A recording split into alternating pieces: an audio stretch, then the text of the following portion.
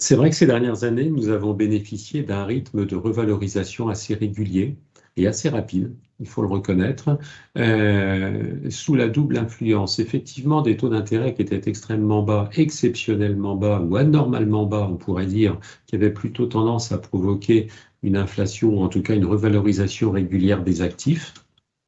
La vérité aujourd'hui, très clairement, c'est que nous avons quitté ce monde. Rentrons dans un autre monde qui est probablement plus normal, je trouve, et où on s'attend intuitivement à avoir un plafonnement des valeurs ou alors des écarts relativement marginaux. Non. Donc, ça, je crois qu'il faut l'avoir présent en tête. Mais le deuxième phénomène qui va influencer la valorisation des SCPI, évidemment, j'en disais quelques mots tout à l'heure, c'est surtout la qualité des actifs qu'il y a dans le portefeuille.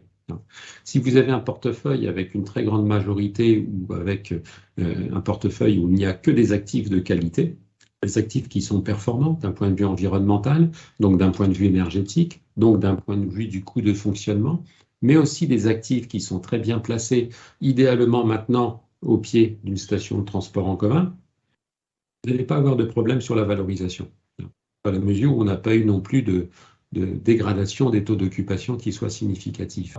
Nous avons vraiment des portefeuilles pour lesquels nous avons travaillé sur la qualité de façon intense depuis quelques années. Et pour autant, je ne prendrai pas le pari d'une réévaluation significative de la valeur de ces portefeuilles ou d'une réévaluation significative de nos parts dans les mois qui viennent. Je crois qu'on se dirige plutôt vers un scénario de stabilité.